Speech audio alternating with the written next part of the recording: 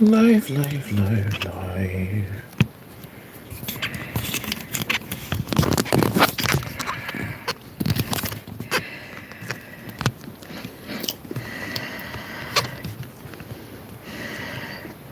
Okay. Alright, let me grab some oil.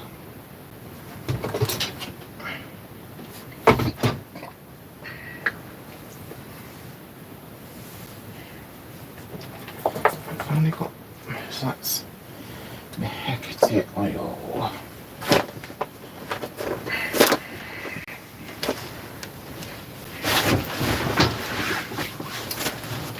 Boom, so we're finally live. So let me just follow this. Oh,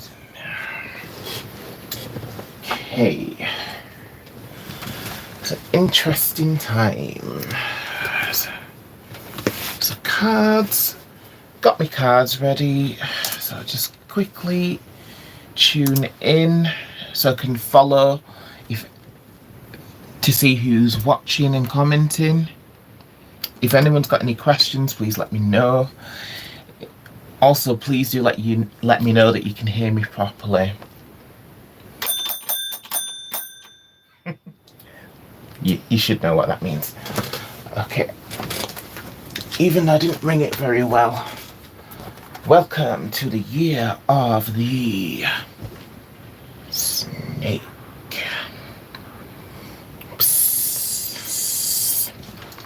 Okay, so year of the snake and Imbolc. So this is very exciting double portal that we're in. So I'm going to be talking about Imbolc and the Lunar New Year, as Imbolc is riding off of the energies which came in with the Lunar New Year in the year of the snake. And it's the year of the wood snake, because the year of the snake has its own branch or specific energy, and each year has its own energy rather, because year of the snake comes again and again and again, but each time you'll get a different element. And this year we have the wood snake, which is interesting. But we'll take a look into all of this a little bit more. We'll take a look at what Imbolc is all about, what Imbolc or Candlemas and what the deity Breed or Brigid is all about. Oh, interesting. So, Iniko, I'm clicking onto YouTube and Iniko's popping up about her new music. Very excited to have a listen to that, but let's continue to my channel. Okay, here we are. Imbolc update, Lunar New Year and Year of the Snake. Perfect.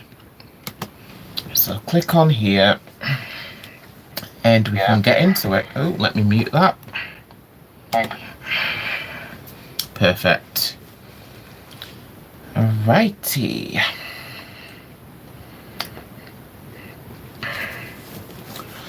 So first I'll talk a bit about Imbolc, and Imbolc is one of the pagan fire festivals, one of the 8 Wiccan Sabbats or witches Sabbats, whatever we want to call it.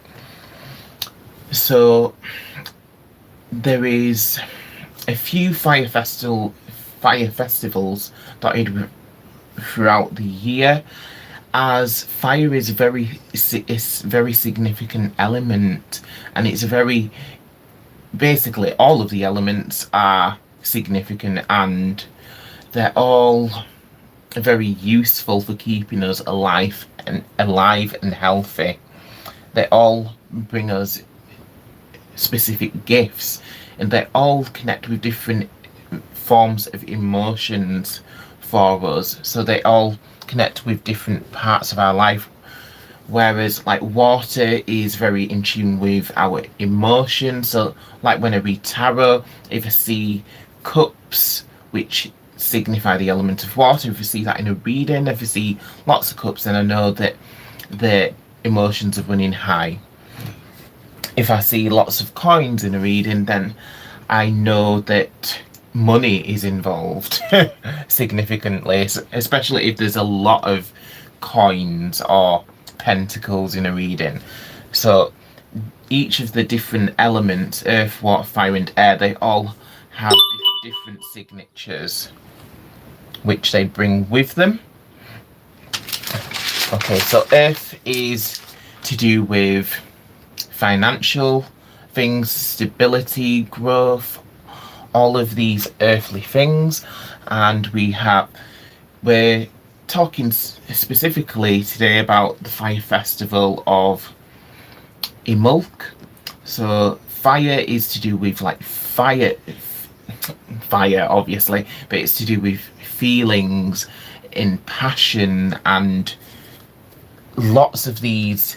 So I've written down a few words to help me remember, but there's renewal in there. Fire is very restorative, and there is like fascination, illumination.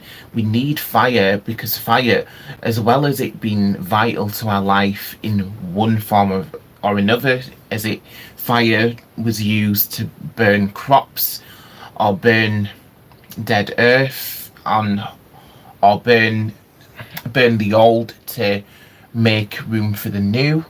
So fire was used in that way, although it also brings us illumination. So like if you see like an old sort of gothic sort of movie or medieval movie, you'll see them carrying torches of fire around, because fire is a life giver and a light bringer at the same time. Okay, so fire is to do with feeling, passion, transformation, activation. These are all seeded within the element of fire. Okay, so I'm just going to read a little bit about the deity Brigid, so I can tell you what I know off the top of my head. So I know Brigid is a deity of, she kind of is a double deity in a way, which is interesting because we're talking about a double portal now. But Brigid is goddess of like wells, inspiration, artistic creativity. So she's also a deity who's connected with fire, but she's also connected with water, as I just said, because she's connected with wells. Wells are very sacred, so one thing that you could do if you live nearby a well, you could collect some water from the well and you could place that in the home, place it on a shrine or an altar. So this is some things that you could do.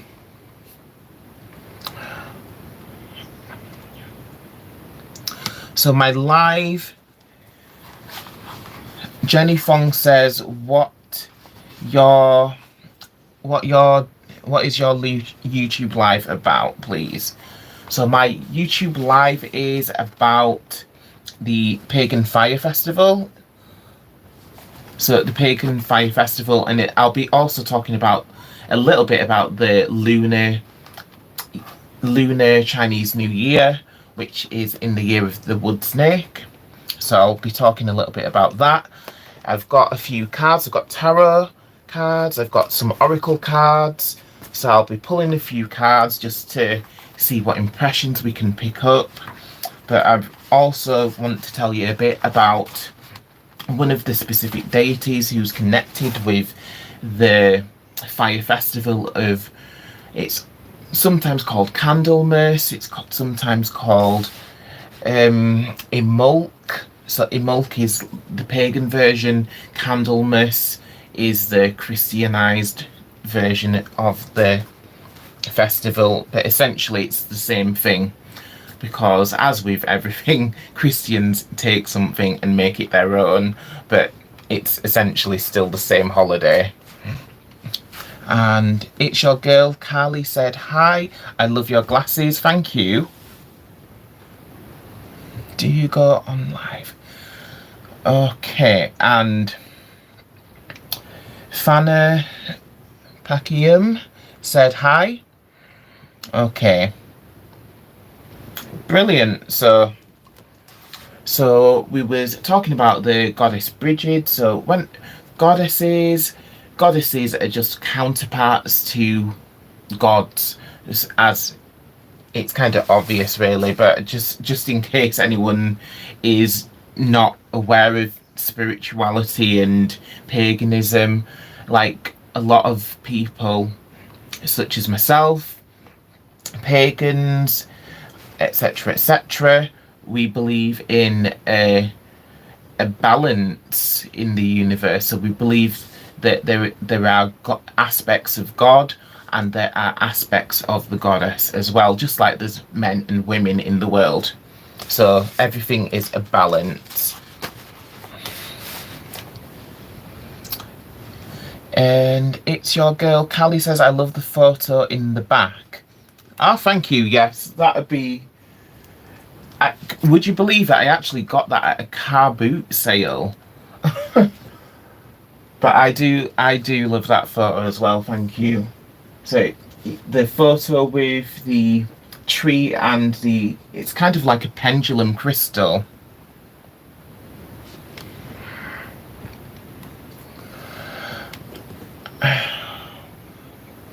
Are you a drag queen? So no, I'm not a drag queen. Okay, so that's interesting. So talking about the goddess Breed, so as I said, she's the goddess of creativity, inspiration, and she is both a goddess, a fire goddess, and a water goddess, and the goddess of the wells. Okay, so I'm going to find a little bit in this book. So just grab this book off my shelf, Celtic Magic. So Celtic Magic, Brigid is a Celtic deity, so I'm just going to read a little bit about her from the book directly, as I specialise more with Egyptian and Greco-Roman deities, so I don't know tons about the Celtic deities, although this festival is very sacred to Brigid, so let's hear a little bit about her. Okay. So the Celtic deities, they are very interesting. So some of them are known as the Tuatha Danann. So they're like a warrior race of deities. It's a little similar to the gods on Olympus or on Asgard. So there is like a race of royal deities known as the Tuatha Danann. Okay, so I should have found the page beforehand, to be fair. Oh dear. So winter solstice, Imbolc, yeah. So spring equinox, there it is. So it says the triple goddess Breed, or Bridget, whose breath gave life to the dead. That is very interesting. So I was thinking from some of these photos that I wanted to show you. Memjack says, I love the broom. I love the broom, says Memjacks. Thank you. Okay. Yeah, with my little black cat on there. I'm not sure if you can see that properly. Above my head, yeah. Okay. So what is interesting, I was going to say that I chose a few images. So if you've clicked on this video, then you've probably seen the thumbnail already. So in the thumbnail, you can see an image of Brigid, but when I saw this image, I was kind of surprised by it because it's giving me strong Hecate vibes, and Hecate is one of my patron deities, although there is a kind of there's similarities between the two goddesses, as Hecate is a goddess of light. She carries fire with her as well, so she's a bit of a fire goddess, similar to Bridget, and they're both healing deities as well. So there is a bit of a crossover there, but obviously they're from completely different traditions, and that they're their own deities, but goddesses are goddesses. There's always a connection between all goddesses. Okay, because they're all different aspects of one whole being. It's your girl Callie said, I subscribe to you. Thank you for the subscription. I hope you enjoy my content.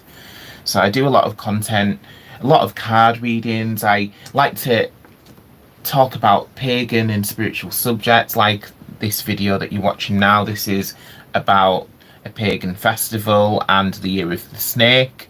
So I'll be taking a look into that. I do enjoy. Thank you. I'm glad to hear it. So I'm just going to show some images which I've got of the goddess Bridget.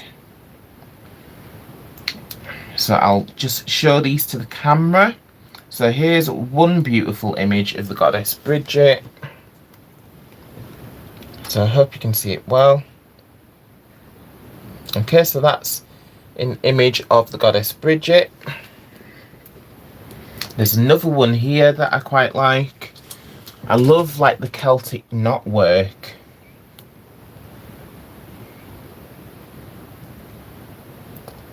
So this is the goddess Bridget. And then there's another one here where you can see the connection between which shows that this goddess's affinity with water and fire, as she's stood like in some sort of river and she's holding the bowl of fire.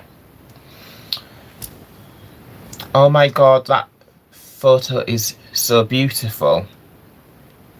Yeah, these are beautiful images that I saw on Pinterest. I just simply typed in goddess Bridget and that came up. Okay. Maiden, Mother and Crone, says Memjax. Yeah, so like when it comes to goddesses, a lot of Wiccans and a lot of pagans do go by the triple aspects, because a lot of the goddesses are triple goddesses. So sometimes some traditions and some belief systems do accept a maiden, mother and crone aspect, but it's not always applicable. But it is just to do with your personal preference. So some triple goddesses are all youthful, so we don't necessarily always have a maiden, mother and crone. As if you look at Hecate, sometimes she will be depicted as a maiden, mother and crone, and sometimes Bridget may also be shown that way. Although triple goddesses are not always maiden, mother and crone. Sometimes they're just triple aspected, but they're youthful still. But it just means they have three aspects, but not essentially maiden, mother and crone every time.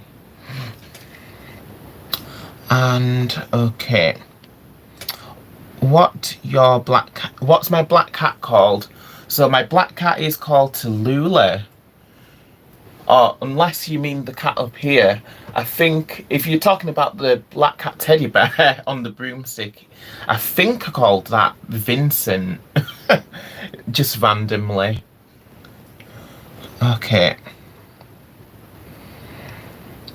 so I'm just gonna ask everyone to be like respectful in the comments, and just everyone be kind to each other, please. And Memjet says, gotcha. Okay, so yeah, everyone be nice. Okay.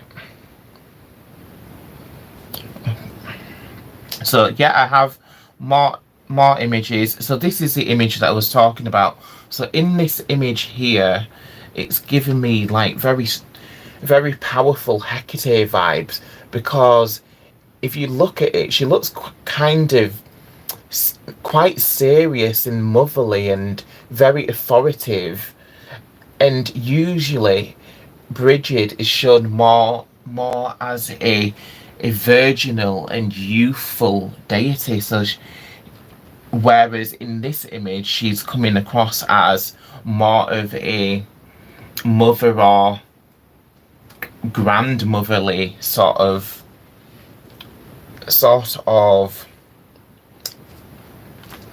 figure. But I love the fact how there is snakes shown there. So I do believe that snakes are also connected with the goddess Brigid, which is, there's also the crossover with Hecate, as snakes are sacred to Hecate too. So snakes, what is so important about snakes, and what do they mean like in magic and in mythology? So snakes are all about renewal. So if you look at what snakes do, snakes are very easily able to shed their skin, and in this way, to the ancients, this is seen as them being very easily able to renew themselves, and it's kind of like a form of immortality in a way, because we may know that they're not dying, but when they shed the skin, it may look like awful. It may look to an onlooker like the snake is dying, but the snake is simply just shedding its old skin and coming out the other side with a beautiful, fresh, new skin. And this is that's ties in with one of our key words, the key words of transformation. So just like the snake goes through a transformation, each of us may go through a transformation at this sacred time. Okay.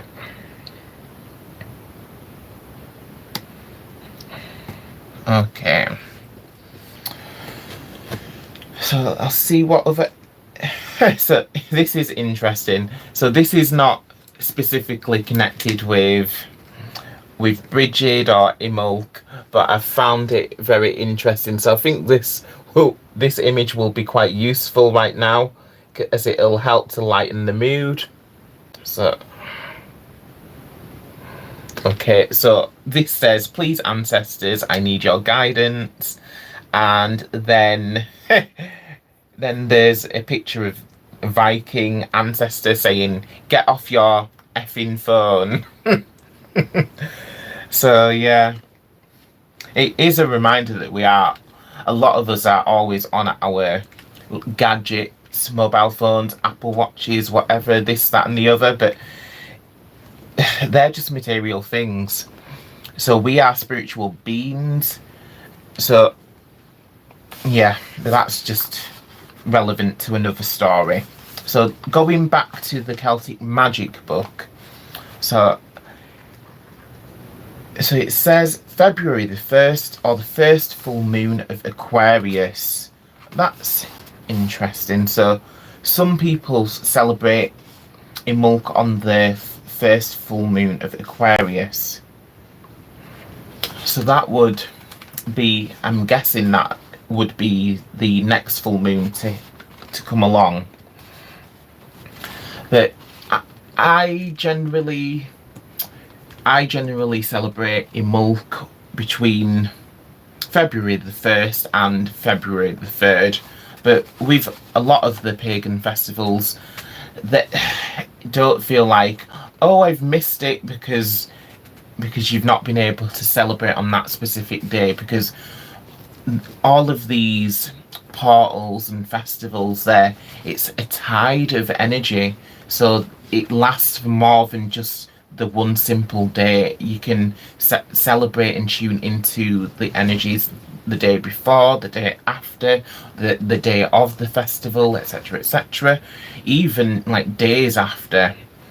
So yeah, don't feel like if you're very busy and you're not able to celebrate on the specific day that you can't celebrate it or tune into the magical energies. Okay. Okay, so it says that the festival's also called Brigantia. So that's interesting because another name would be Brigantes. It's interesting because I know a band called the Brigantes. So that is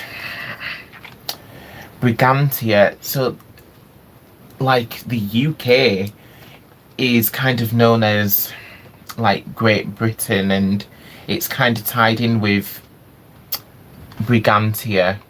I believe she's kind of like, you see Brigantia on like coins and stuff like that. So the names for the festival is Brigantia, Brigid, Breed, Imbolc and Candlemas. They're all names for the same fire festival. So I do have a small cauldron here.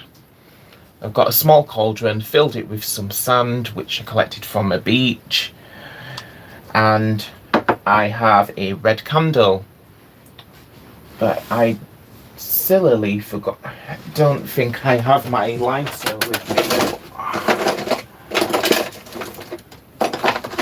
Or I have a lighter, but I'm not sure if it's going to work. We'll see.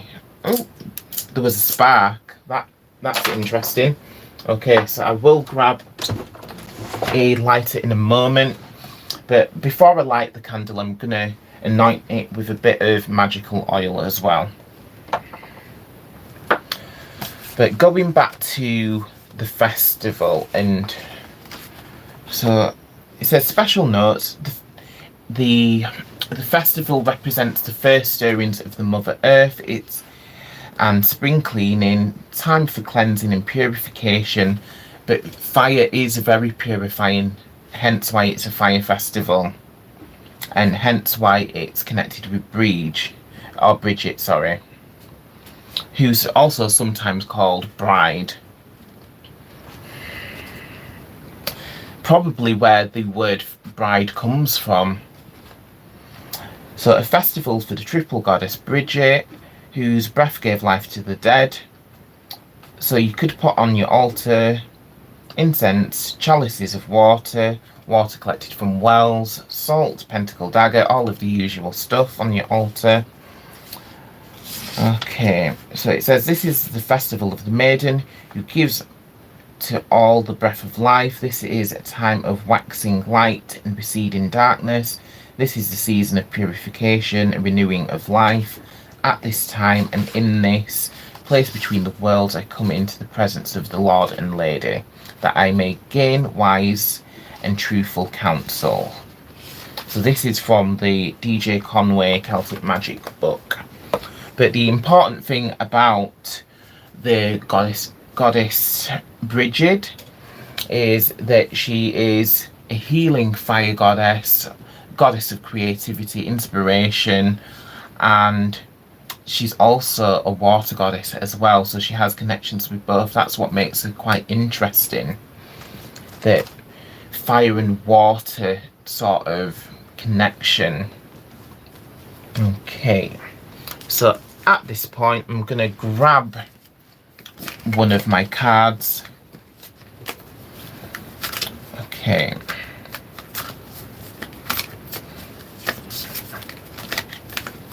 Okay. Just picking a card to see what energies are around us right now. Okay. So interesting, it says if the wild ones come with sticks. That's interesting, because what do you do with sticks? What was I talking about earlier? So you set sticks on fire to create a torch, a burning torch, to bring light. So if the wild ones come with sticks. So this is the Dream Weaver's Oracle by Colette Baron Reed, and it's illustrated by Joel Nakamura. So I'm gonna just see what the message is with this one. directly from the book.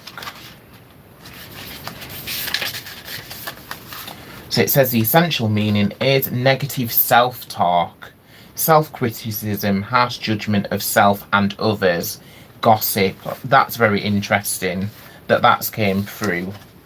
Okay, so I feel like Spirit is kind of very tuning into like the energy of some of the people who've been tuning in. Okay, so sometimes we find ourselves behind enemy lines in our own heads. Are you noticing your thoughts being negative or unkind? Do you feel the frustration of not being enough, not being perfect, not getting what you want? You can easily get lost down a rabbit hole of unhappiness, wallowing in negativity and harsh judgment of yourself that then can be projected outward. So that's interesting. So this energy which we're reading, these impressions that we're picking up on, it's picking up on the energy of some people, someone who's like really down in the dumps, kind of in a negative mindset. So it's interesting, as I do have a previous live stream video which talks about how we can kind of switch our mindset and kind of get out of that negative way of thinking and just existing, because being stuck in that mindset is not prosperous at all. So you're not going to get anywhere while you're stuck in that mindset. So if you want things to change around you, if you want things to improve, then look to change that mindset and improve your life in that. So that is the fuel, or the first step to bring improvement and change. So could you be comparing yourself to others and feeling resentful? Sometimes that relentless ambition that drives you forward also keeps you overly focused on what you don't have, on what isn't here yet, so you feel dissatisfied with what is. This energy manifests inside you and will show up in the outer world as evidence. Give no energy to negativity. It is not your friend. So that is just the basic energy around that card. So it's very useful. So especially at the beginning of the year, a lot of us, we've all been like very sluggish and just plodding along and waiting for payday to come around, because it's after the holidays. We've all spent up all of our money, and it can be so depressing when you've like just given everything that you have and you've spent every penny, and there's a lot of zeros, or there's not many zeros in your bank account rather. So it can get quite depressing. So we can get stuck in that negative mindset. So that is the energy. So we want to use this year of this wood snake energy and the Imbolc renewal energy. These are very powerful energies for bringing renewal, bringing change, for kick-starting, kicking off the change and improvement. Okay,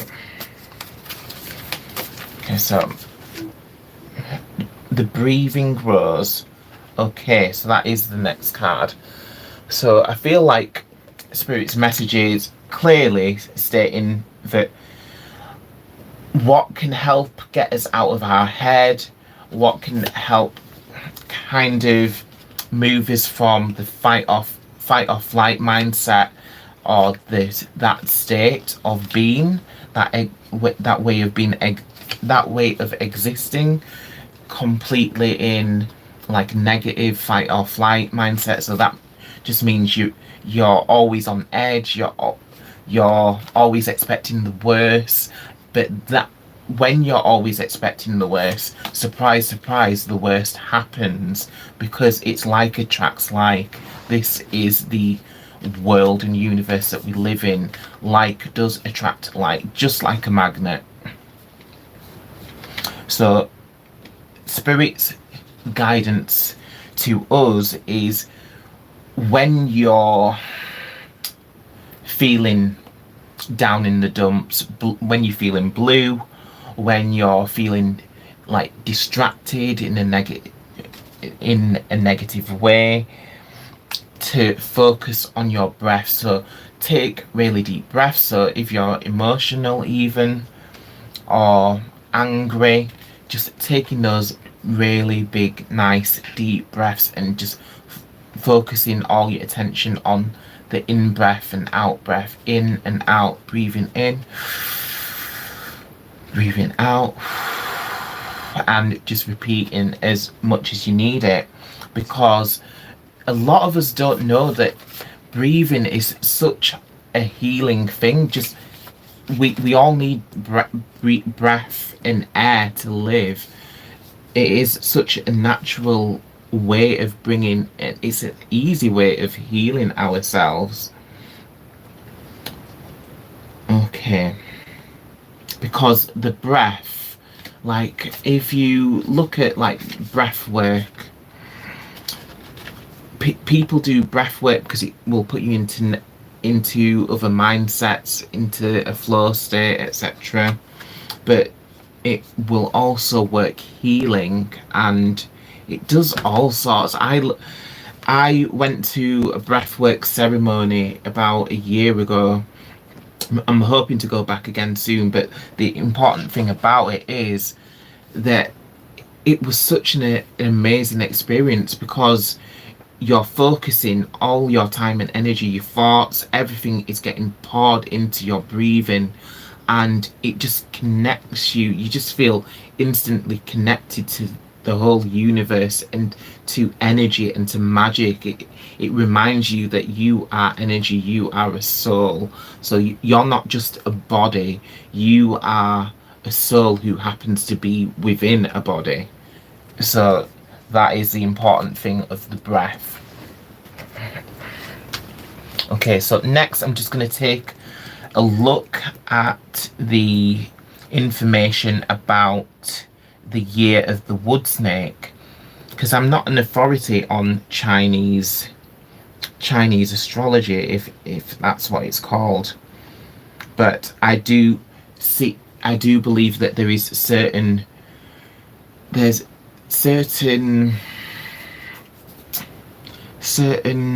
reoccurrences, and there is very strong connections here.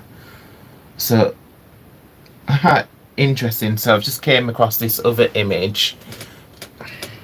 So this one isn't Brigid, so it's not Brigid, but I believe it may be titled, I think it may represent the Morrigan, or some form of sorceress, but I liked it because it reminded me of Hecate, but also there is that sort of Brigid energy in there, that sort of vibe, because she's like a powerful goddess and she's working with fire. Okay, so moving to the Chinese zodiac. So it says the Chinese zodiac is a system of the 12 animal signs that represent different personality traits and fortunes. Among them, the snake is the 6th sign. Interesting, number 6. I believe number 6 does fall within my numerology, but that's a conversation for another time. So people born in the year of the snake. So guess what, y'all? This person in front of you, I am born in the year of the snake. So 1989, I am born in the year of the snake. So people born in the year of the snake are said to be wise, charming, and mysterious. Well, if you say so. They have a keen intuition and a deep understanding of themselves and others. Snakes are also ambitious and determined, but they can be secretive and jealous at times. Snakes enjoy learning new things and exploring different cultures and philosophies, like I am right now, like looking into the year of the snake. So the snake is an animal that comes after the dragon in the Chinese zodiac. It's very different personality and vibe. The dragon is flashy and energetic, but the snake is mysterious and subtle. The snake brings new influence that is more refined and elegant. The year of the snake will start on 29th of January. So that started, the Lunar New Year started a few days ago. And it will end on 16th of February next year. Okay.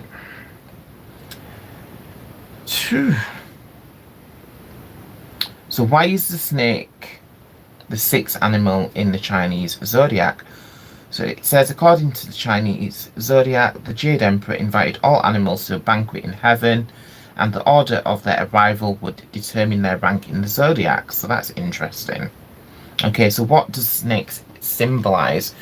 So it's really simple. So no matter where you are in the world, snakes, there's kind of a general, snakes are a generalized sort of archetype. They represent knowledge, they represent wisdom, they represent power. So they're very powerful.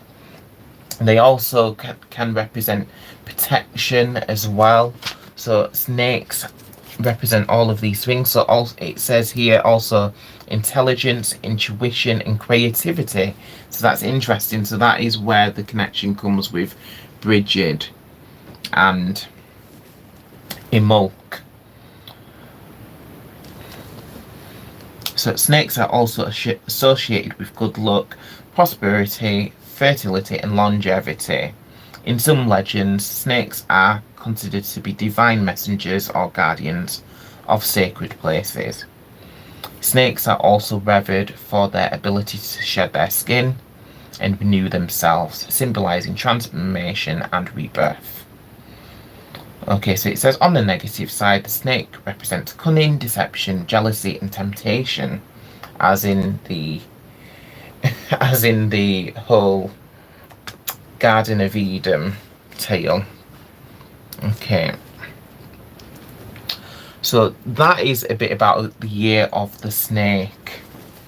Okay, so I'm gonna move back to the cards to see what other impressions come through from Spirit regarding year of the snake, and then I'll find the lighter so I can light this red candle so we can start to tap into the Imbolc and the renewal energies and bring some good vibes for us all throughout this turn of the wheel.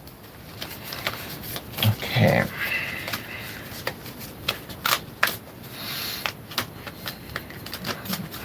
Alright, what would you like to say to us? What do we need to know? Okay, so we have what the sunbeams have to show. Ooh, that's such a beautiful image. I've not seen this card before. Okay, so what the sunbeams have to show. So I'm going to open the book and have a look at what the book is suggesting about this card. So it says the essential meaning is gentle illumination on things needed in order to progress, truth revealed when you are ready, curiosity a flicker of an important idea. There are times in life when you get momentary glimpses of possibilities and you know that if you don't act on them right away, they'll disappear like fireflies in the night. Yet, like soft sunbeams flickering on the surface of still water, the awareness of those possibilities is nonetheless soothing and comforting. They serve to remind you of the magic of the natural world and also the impermanence of things. They come to capture your attention. Something is flickering in your awareness now. There is some idea, some niggling thought, some intuitive tingling, calling for your attention. Don't discard it, deny it, or ignore it. This is a spark of inspiration. So this is Bridget and the Imbolc. So it's essentially the renewal and restorative energy. So it's that creative, like the same creative divine spark which exploded and created all things. So that spark is within all of us, but it's this creative energy which gives us inspiration and ideas. But Spirit is reminding you to not ignore your creativity and to let it be expressed fully. Okay. So also it says, asking for you to follow it into a greater radiance. Now is the time for exploration, for gaining clarity as the important pathways to your destiny are being illuminated and celebrated. Ask to be shown and it will be done. What the sunbeams have to show is your next step forward, never revealing the entire staircase, just one step at a time. Follow the light and trust in the divine. This is the brilliant way of the highest good. That's interesting. So there is a very powerful message in there. So tapping into like the divine spark, like opening yourself up to the revelations, to the truth,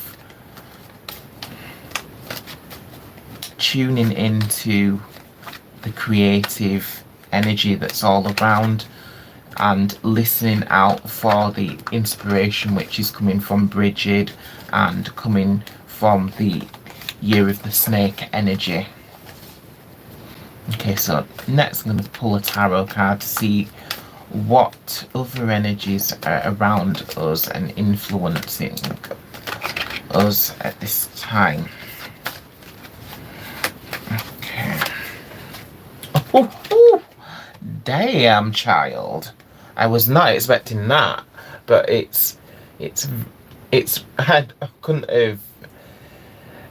could not have pulled a more appropriate card. So the card that we've pulled out is the Hanged Man, and don't worry, that is nothing negative or harmful. So the energies that are around this card are all to do with, like it says, illuminating. So like illuminating your mind. So it's all about enlightenment. So finding the Buddha within, or the Christ consciousness as some people call it. So this is often done through some form of sacrifice. So if you look at the card, so the card represents the figure of Odin. So Odin, he hung himself from the world tree, and when he hung himself on the world tree, he was in meditation, and when he was in meditation, he reached a form of enlightenment, and he was then able to receive the runes, the Nordic runes, the Elder Futhark. Okay, so that is a very powerful card. So it's one of the major arcana cards as well. So it's definitely not no light card. So it's definitely not a card to be overlooked. So with it being a major arcana card, it means that it is a very powerful card, and it's to do with kind of the divinity. So it shows that divinity is at work, really, and that things are set in motion, that it's destiny. And the destiny that's awaiting is this enlightenment. So whatever you want to call it, illumination, Christ consciousness, yada yada yada, just whatever you need to do, work on that. So whether it's using the breathing techniques to slow down the mind chatter or the negative thoughts, or whether it's the tapping into other forms of light. You could even what do you call it? You could even meditate on a candle flame. So all of these are easy things that we can do, which will help us on our path to enlightenment. So that is so interesting. I can't believe we actually pulled that card. I thought it would be just a simple court card, like one of the pages or something, but no, we got the Hanged Man from the Major Arcana. So very powerful message there. And actually, I'm gonna grab the tarot book because I feel like there's more in there. Actually, when I grabbed the tarot book, I've just seen my book on the British goddesses, so I bet there's going to be reams of stuff about Bridget in there. Okay, so let me take a look at the Hanged Man and see if there's further messages, further nuggets of information in there. So it says the symbolism. So yeah, I've already mentioned about the symbolism. It's Odin hanging from the World Tree. So it says the numerology of the card is number 12. Therefore, it then works out as a 3. So 3s in the reading indicate a period of suspended activity, just like Odin being suspended, hanging from the World Tree. Okay, so there's a focus on reflecting on what is happening here and now. You should think of ways in which you can make compromises in order to avoid failure. The Hanged Man represents wisdom, circumspection, discernment. So discernment is always important. So discernment, so that is like being able to make decisions and to make choices on certain, make the right choices. So if say you've come across some form of information, you then have to make a choice with what you're going to do with that information, or where you're going to go next. So that is what we mean by discernment. So there's trials, sacrifice, intuition, divination, prophecy, and change. Change is a very important one, so that's tying in with the transformation energy. So this card reveals that you are experiencing an awakening of your intuitive power, and you will find this enriches your life. Okay, so an awakening, spiritual awakening. So, and setting the intention and goal and aim of enlightenment, taking some time for deep breathing,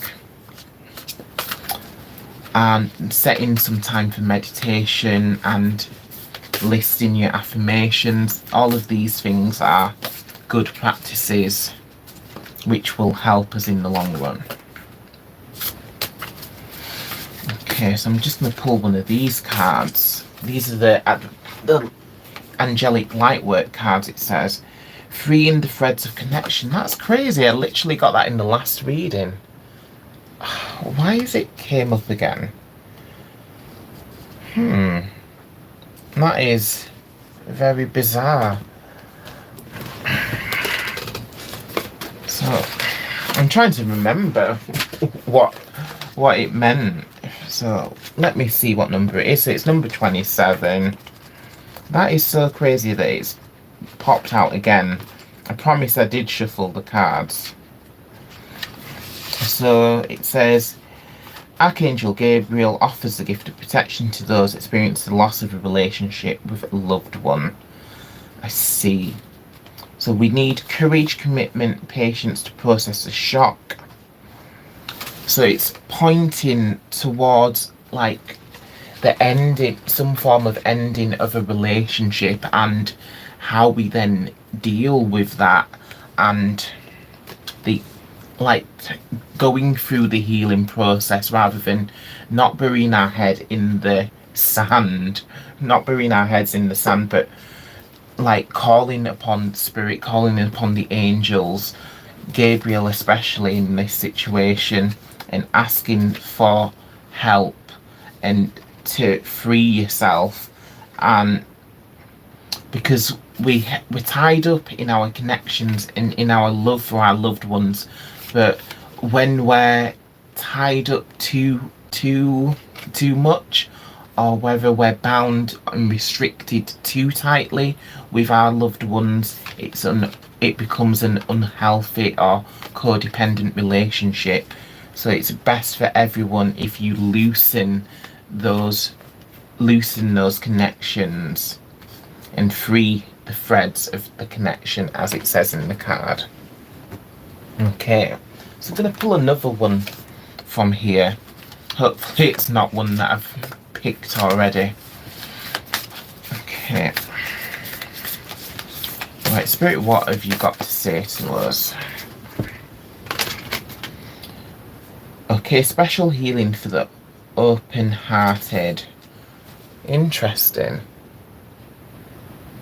So again, this is pointing out to us to try to sit in our heart center, our heart space, and try to make our decisions from the heart. It's kind of, I don't preach much, but it's kind of like what in the teachings of Jesus. So Jesus was all about loving one another and living from the heart place, and I believe it's very similar to Buddha as well, actually.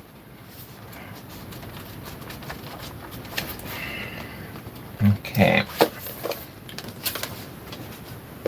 so let me go to that page. So it's number 15, this card. So one moment. So special healing for the open-hearted. So those with sensitive, open hearts and kind natures can feel the divine presence more than most. This is a great gift, yet sometimes they will suffer more because they feel so much. So this is referring to empaths, I believe. So those with empathic abilities, they're people who naturally feel the emotions of other people around them, not just their own emotions. And they become like a sponge. So I believe empaths can even just walk into a room and they can feel like the powerful emotions that have happened within that room. So it doesn't always have to be directly feeling the emotions of a person directly, like if you're touching, holding a person's hand, or if you're in the same room as the person. You don't physically need to be near a person. The feelings and the emotions, it will all linger in a space. Okay. So it says, in their unwillingness to continue the spread of the hate, fear, abuse and judgment that they experience in the world, such souls may unintentionally take in such energies and direct them towards themselves. They may swing from feeling too much to being overwhelmed. So feeling too much to then being overwhelmed and finding it difficult to feel anything at all. So self-harming may manifest and include body shaming or self-hatred, which These energies exhaust the heart, mind, and body over time. Fortunately, these conditions can be overcome. The beautiful heart, strengthened through this experience, can become a vessel for compassion rather than absorption. So, like I was saying about that sponge.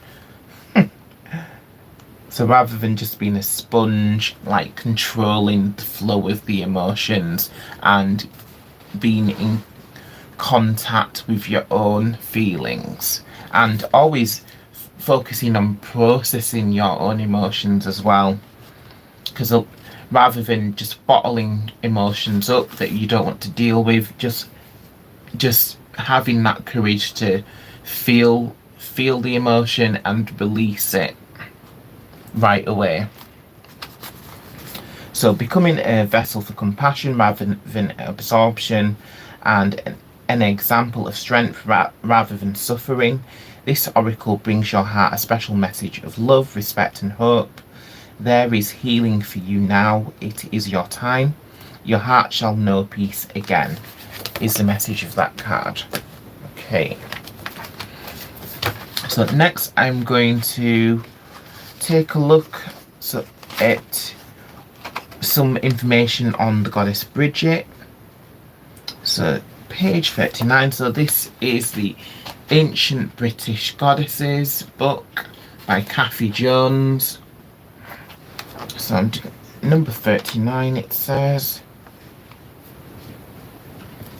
So it's interesting. Maiden Bridget. Alright, so there was talking about Maiden Mother and Crone. Oh, that's interesting. So it looks like there is some form of a connection with the goddess Isis or Ozette. But and that's quite a nice image as well, if you can see that.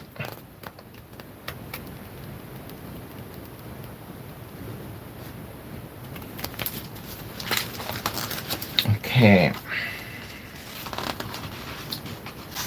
So it says, early on bride's morn, the serpent, the queen, shall come from the hole. I will not molest the serpent will not molest me. That's very interesting. So it says, the snake connects the chthonic underworld energies to the middle world where human beings live. As Bridget, the snake symbolizes creativity, shapeshifting, and transformation. Wow, that is amazing.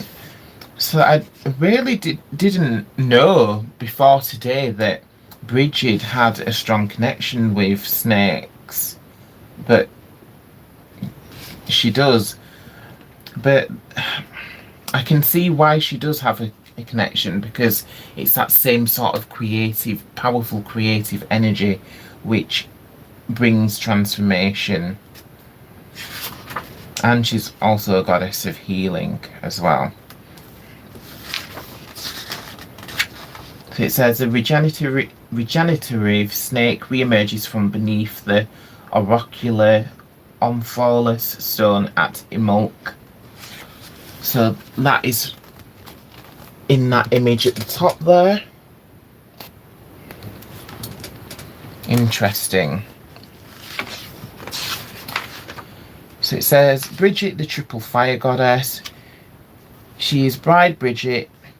Bridge, or Briddy, symbolises 3 different kinds of fire. She is the fire of inspiration, the muse, the goddess of poetry spoken beside the sacred well. The word poetry comes from poesis, meaning creation. To speak poetry is to sing the world alive. In ancient times, poets were keepers of the ancestral memories, who sang or spoke poetry and lived under Breed's blessing. So Olaves of the Druid order in Ireland carried a silver or golden branch with tinkling bells in Breed's honour, marking her passage. So it says Breed, or Bridget, is the goddess of the hearth and fire. The fire that is in the home and in the smithy. So she's also sacred to blacksmiths as well. So in that way, she's kind of similar to the Greco-Roman deity of Hestia, who's the goddess of the hearth.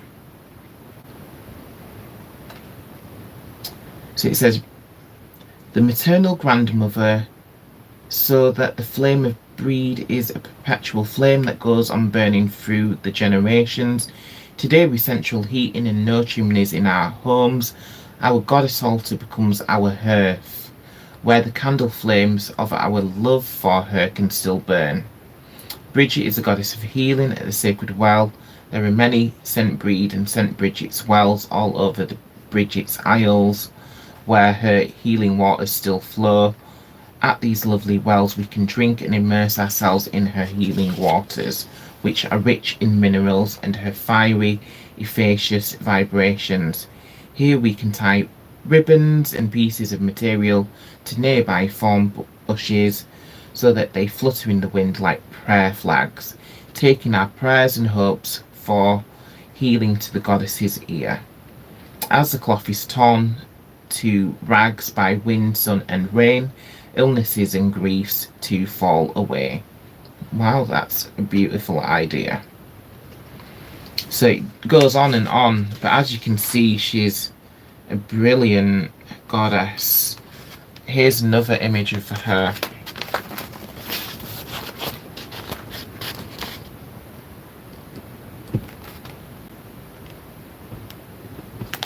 Okay, so there's that image, and that comes with a song. So it says, Bridget, Bridie, bringer of light, Kelly, keeper of the original site, 19 maidens, tend your hearth, goddess of healing and smithcraft. Breed of the white hills, breed of the golden hair, breed of the sun and moon, Mary of the gale. Blessed poetry spoken by the well, Bridget of healing with a magical spell. She is the white swan, wings outspread, flying southwest, dreaming ahead. Serpent Breedy, hidden in the earth, cow mother Bridget, giving of your wealth. Wolf clan woman, teach us what we need. The touch of your wand quickening the seeds. Dakini woman, illuminate our sight. Rattle your drum that rolls in the night. Snowdrop queen, sacred milk maid, give to us your fecundating flame. Ooh, that's a big word. Okay. So that is a nice little song for Bridget. But yeah, so if you're interested in ancient British goddesses such as Bridget, then I would recommend checking this out, because there's quite a lot of useful information there. Okay, so I'm gonna pull one more card and have a look at my notes. But yeah, I believe we've covered most of what I wanted to cover, so that's good. So I also just wanted to talk about the element of fire. So the element of fire, there are other archetypes who connect with this element. So archetypes such as Prometheus, because we need fire to live. Fire is such an essential tool for humans. So Zeus, the king of the gods and king of Olympus, he ruled over all of the gods and all of the humans, and he wanted, so Prometheus was coming down to, he created humans and he wanted to teach humans, but Zeus forbade him from giving us fire, because he believed that fire is like a very powerful weapon and a very powerful thing, and Zeus didn't trust humans with that kind of power, the power which could essentially rival the godlike power. So Zeus forbade Prometheus from giving us fire, but Prometheus, although he was Zeus's best friend, he still went ahead and gave us humans fire, and thank goodness for that, because I don't like the cold. So yeah, then Zeus was very peed off about that. And he then retaliated and tortured Prometheus daily. He had like wild birds, I believe, was it vultures, something like vultures. He had wild birds pecking out like Prometheus's organs, and this card jumped out of the pile, so I believe it must be an important one for us. Interesting. I was just talking about birds, and there happens to be a bird in the picture. So this is 9 of Pentacles. So this is a very positive card. So 9 of Pentacles in a reading, it represents wealth. So whenever, like I said earlier, whenever there's a lot of pentacles or coins in a tarot reading, then it's representing wealth and money. So specifically in this card, it represents like pleasure and having like money for luxuries and the pleasures of life, having that kind of money. So I believe that if we play our cards right, we will be able to afford more luxuries. We just need to make sure that we're tapping into our creativity and using whatever outlets and side hustles that we can. So yeah, that's what Spirit's telling me, to tap into your creative outlets in your artistic side and letting that be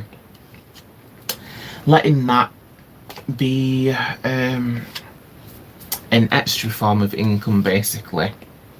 Okay, so I'm going to pull another one of the Rose Oracle cards. Okay. Rose Oracle, so these come from, or rather they're created by Rebecca Campbell. So she's like the same author who created like, I'm forgetting what it was called now, Letters to a Starseed. And Light is the New Black. Okay. So Spirit, what guidance have you got for us? Please let us know. Thank you, thank you, thank you. Okay. Morning Dew. Oh, so that's interesting. So I think this is just reiterating. It's reiterating something that I was talking about earlier. So it's having a positive outlook in life and coming out of the fight or flight mindset. So it says Morning Dew. So this brings with it clarity, a fresh start, and a positive outlook. So I'm just going to grab the book to see what other messages we can glean from this card. If I can find where I put the book. Oh, I think it's still in the case. Alright, bear with me one moment while I find this card. So it's Morning Dew. So these cards are not numbered, which is interesting. They just have triangles, or one triangle. It's kind of like her motif. So Morning Dew, let's find that card.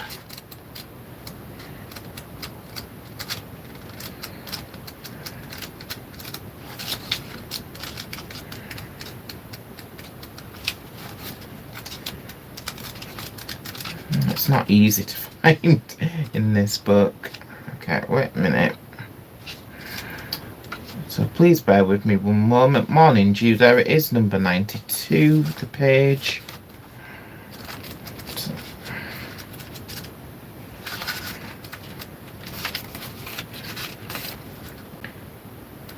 Okay. So it says there's a special moment when the day is new and the sun still young.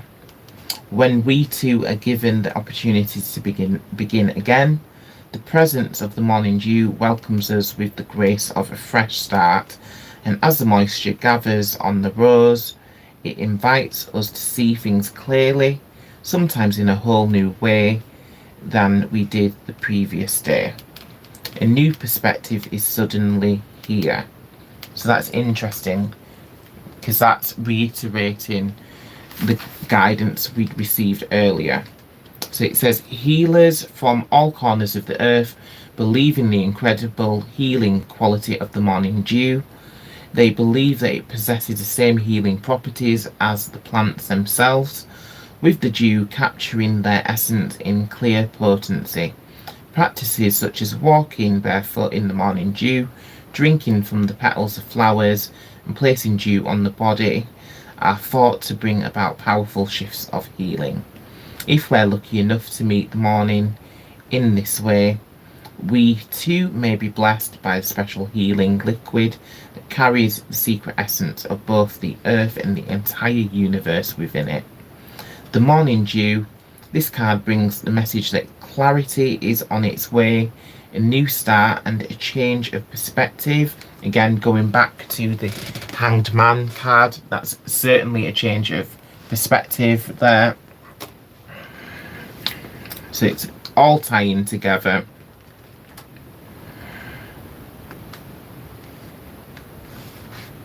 This card brings the message that clarity is on its way, a new start and a change of perspective are possible, shifts are coming, the future is looking renewed. That's the key word here, renewal, with that's tying in with both the energies of Imbolc and the Year of the Snake. It's all about renewal and transformation. Hopeful, positive and bright. Keep focusing on your ideal outcome and trust in the presence of the potent morning dew. Okay, so that is from there. So I feel like there's a lot in there, but I'm gonna pull one last card from the Angelic Lightwork Healing Oracle. So this oracle's by Alana Fairchild. Okay, Spirit, any final bits of guidance for us regarding Imbolc and the Year of the Snake? The Year of the Wood Snake. Okay.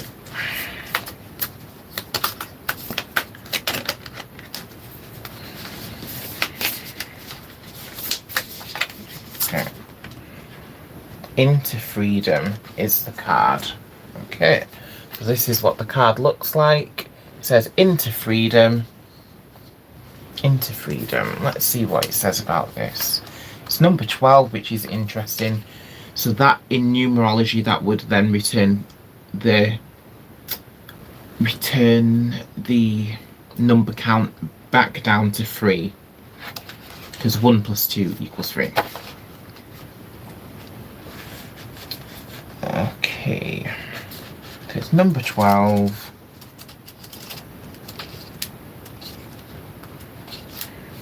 It says recognizing toxic and abusive behaviors within ourselves and our relationships puts us in a position of power.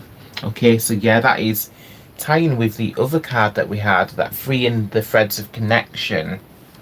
So it's still reiterating some of the same themes. And the capacity for healing, transformation, and freedom from tyranny or despair begins with acknowledgement. Breaking free from abusive relationships or situations requires you to trust and love yourself enough to know that you don't deserve nor need to accept behaviour that does not honour your worth as a human being. If toxic relationships are all you have known, you may worry there is nothing else for you. As you grow and heal into inner freedom, you will realize there are many souls capable of loving and being loved by you in healthy and healing and mutually affirming ways. Okay, so that is the message from Spirit. So yeah, there's a little reminder in there that Bridget can be a goddess of love and a goddess of marital longevity. So that's the kind of another side to her. That's where the word, literally, we call brides literally have her name. So we have bride and groom. Where do you think that word comes from? It's literally her name.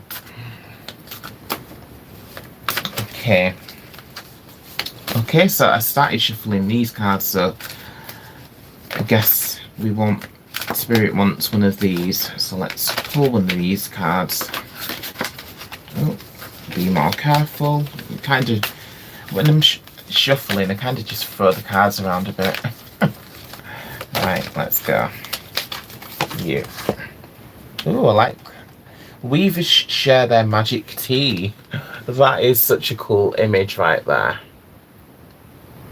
Very cool.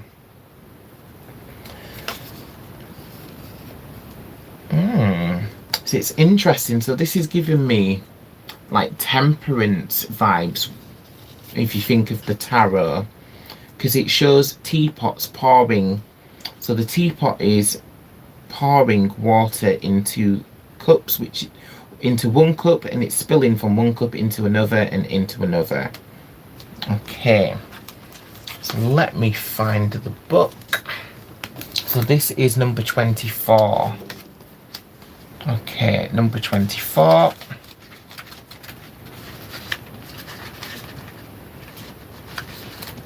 Okay, so I will be quick and wrap this up. It says the essential meaning is divine inspiration. There's that word again, Bridget. Could be life-changing, being receptive and curious to following through, and it also represents selflessness. So when the Dreamweavers share their magic tea, it's a sign to remember the divine quality of inspiration. Yeah, so it's definitely Goddess Breed shouting out to us. You know the feeling. One moment you're walking, taking a shower or driving your car, and suddenly ideas come pouring through your mind and heart. You feel like you could explode with hope. These are gifts from the divine, from Source, from the conscious universe, or any other name you claim to describe Spirit. These gifts come unbidden and may answer a query you forgot you even asked. Inspiration is a feeling sense and comes with its own intelligence and logic. It's as if you've been staring at a complicated series of locks that have kept you away from the next manifestation of a destiny you've always known but just couldn't get to. Suddenly all the locks just begin turning, pins click into place, and the door swings open to let the light shine in. Now you have inspiration in all its technical glory. Did you think the Dreamweavers would keep their magic tea all to themselves?